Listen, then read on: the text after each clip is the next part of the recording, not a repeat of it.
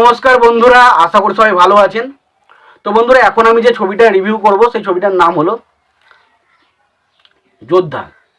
ছবিটার নাম হচ্ছে যোদ্ধা, যেখানে লিড চরিত্রে আমরা দেখেছিলাম দেব এবং মিমি চক্রবর্তীকে।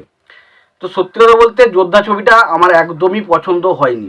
হয়তো দেবের যারা ফ্যান রয়েছে তাদের কাছে জিনিসটা খারাপ লাগতে পারে বা ভালো লাগতে পারে, যে জানি না। বাট আমি একটা কথা বলতে পারি, এই যোদ্ধা ছবিটা আমার একদমই পছন্দ হয়নি। যোদ্ধার ছবি থেকে আমার প্রচণ্ড আশা ছিল, এবং আমরা সবাই জানি এই ছবিটা তেলেগুর একটা বিখ্যাত হিট ছবি, যেটার নাম হচ্ছে মাগাধিরা, যেখানে আমরা লিড চরিত্রে দেখেছিলাম কাজল আগারওয়াল এবং রামচরণকে। তো সেই ছবিটারই অফিসিয়াল রিমেক কিন্তু ছবি ছিল যোদ্ধা। তো ছবিটা নিয়ে অনেক রকম ইস্যু হয়, যে ছবিটা কেন চলেনি, কী কারণে চলেনি, অনেকে অনেক রকম কথা বলে যে ছবিটা কেন বক্স অফিসে সফল হয়নি। দেখুন, শুধুমাত্র বাজেট ইস্যুর জন্য ছবিটা কিন্তু বক্স অফিসে সফল হয়নি, এটা কারণ হতে পারে না। কারণ আপনি যদি এস রাজামৌলি ছবিটা দেখেন, ছবিটা কিন্তু পুরো একটা যেটা যেটা বিষয়টা নিয়ে তৈরি করা হয়েছে সেটা বিশাল একটা প্রেমের বিষয়। এবং প্রেমের বিষয়ে সবার প্রথম বিষয়বস্তু হচ্ছে কি, প্রেমের ছবি যখন আপনি দেখাবেন সেখানে কিন্তু যে একটা হিরো এবং হিরোইনের মধ্যে যে কেমিস্ট্রিটা, সেটা দারুণভাবে ওয়ার্ক করতে হবে। সেই জিনিসটা যতক্ষণ না যদি আপনার কাছে পছন্দ নয়, তাদের যদি কেমিস্ট্রিটা আপনার যে ভালো না লাগে, আপনাকে যদি তাদের মধ্যে যে মিষ্টি মধুরতাটা যদি অনুভব না করতে পারেন ছবির মধ্যে, তাহলে কিন্তু সেই ছবিটা ওয়ার্ক করা খুবই কম, মানে ইম্পসিবল ব্যাপার হয়ে যায়। যেটা কিন্তু মাগাধিরা ছবিটাতে রামচরণ এবং কাজল আগারওয়ালের মধ্যে দারুণভাবে ফুটে ওঠে, এবং তাদের মধ্যে যে সম্পর্ক, এটা একটা পুনর্জন্মের প্রেমের কাহিনী, এবং পুনর্জন্মটাকে যেভাবে দেখানো হয় সেগুলো আমাদের কাছে কোনো জায়গায় বোরিং ফিল করে না, এবং আমরা সত্যি কথা বলছি সেটা দেখতে খুব মজা পাই। যেটা কিন্তু যোদ্ধা ছবিটা পুরোপুরি ফেল করে। যোদ্ধা ছবিতে কিন্তু সেই জিনিসটা আমরা কখনোই পাই না। এখানে জিতের সাথে, মানে জিত বলছি, এখানে দেবের সাথে মিমির যে কেমিস্ট্রিটা, দেবের সাথে মিমির কেমিস্ট্রিটা একদমই ছবির মধ্যে যায় না।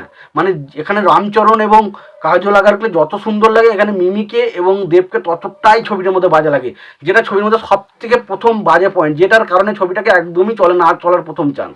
প্রথম হচ্ছে জিতের সাথে মিমির কেমিস্ট্রিটা একদমই ছবির মধ্যে ফুটে ওঠে না, ফলে তাদের যে প্রেমের যে গভীরতাটা সেটা আমরা কখনোই অনুভব করতে পারি না। দ্বিতীয় হচ্ছে বিষয় হচ্ছে, যেখানে দেবের দেখুন, যেখানে রামচরণকে যে লুকে যে অ্যাকশন করতে যে বিষয়গুলো দেখতে ভালো লাগছিল, মানে যখন 100 জনকে রামচরণ মারছে, তার চোখ মুখের ইন্টেন্সিটি বুঝিয়ে দিচ্ছে যে সত্যি সে একটা রাগান্বিত অবস্থা রয়েছে, এবং সে প্রচণ্ড যেভাবে অ্যাকশনগুলো করছে সেগুলো দেখে ডেফিনেটলি মজা লাগে।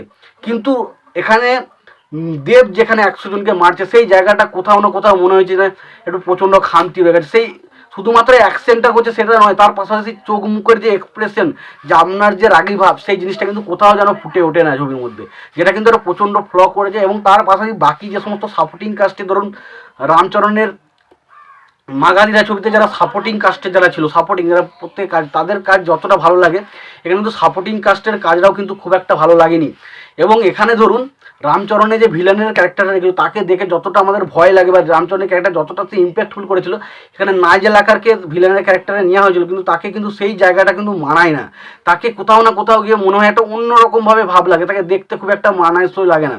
এবং স্পেশালি এখানে দেখুন রামচরণের সাথে সে সুনীলের যে কেমিস্ট্রিটা ফুটে উঠেছে ছবির মধ্যে, এখানে কিন্তু দেবের সাথে কাঞ্চন মল্লিকের কিন্তু কেমিস্ট্রিটা যতটা দেবের জিতের সাথে কাঞ্চন মল্লিকের কেমিস্ট্রি ফুটে ওঠে একটা কমেডি ছবির মধ্যে, সেখানে কিন্তু দেবের সাথে কিন্তু কাঞ্চন মল্লিকের কেমিস্ট্রিটাও কিন্তু এই ছবির মধ্যে একটা ফুটে ওঠেনি।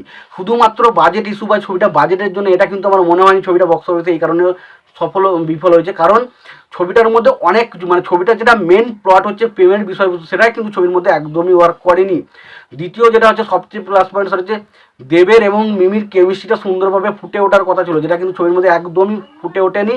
এবং পাশাপাশি যে অ্যাকশন সিনগুলো, তাদের যে চোখ মুখের ইন্টেন্সিটি, সমস্ত চোখ মুখ বা তাদের ডায়লগ ডেলিভারি, সেই জিনিসগুলো একদমই ফুটে ওঠে না। এবং গানগুলোর প্রতি কথা বলে, গানগুলো কিন্তু মোটামুটি হিট হয়েছিল, তবে শুধু গান দিয়ে তো ছবিতে বক্স অফিস চলে না। এবং এই ছবিটা, এই যে দেবের যোদ্ধা ছবিটা, এই ছবিটা কিন্তু জিতের একটা ছবি এসেছিলো যেটার নাম হচ্ছে বচ্চন, সেই ছবিটার সঙ্গে একসঙ্গে ক্লাস এসেছিলো, এবং ডেফিনেটলি বচ্চন ছবিটা কিন্তু বক্স অফিস ক্লাসনে কিন্তু এগিয়ে গিয়েছিল।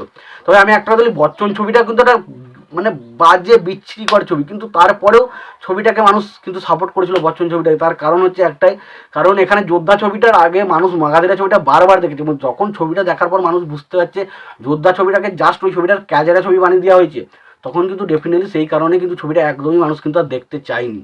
তো এই ছবিটা বিশাল কিছু ছবি হতে পারতো যদি ছবিটাকে ঠিকমতো কেমিস্ট্রিটা মানাতো, এবং যদি ছবিটার মধ্যে আরও বিশেষ কিছু জিনিস যদি ফুটে উঠতে পারতো, তো ছবিটা সত্যি যদি ডেফিনেটলি ভালো একটা ছবি হতে পারতো।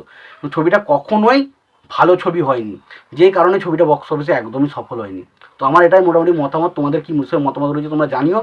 আর যোদ্ধা ছবিটা তোমাদের কেমন লাগে, আমার তো একদমই ভালো লাগে না, তোমাদের কেমন লাগে জানিও।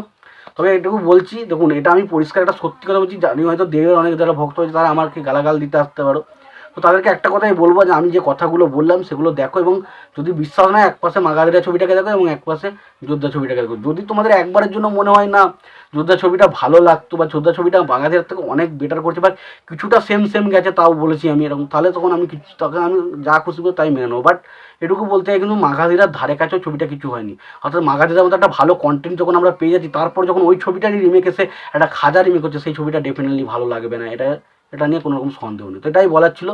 তো ছবিটা ভালো ছবি হতে পারতো, কিন্তু ছবিটা কিন্তু একদমই ভালো ছবি ছিল না, যার কারণে ছবিটা কিন্তু বক্স অফিসে সফল হয়নি।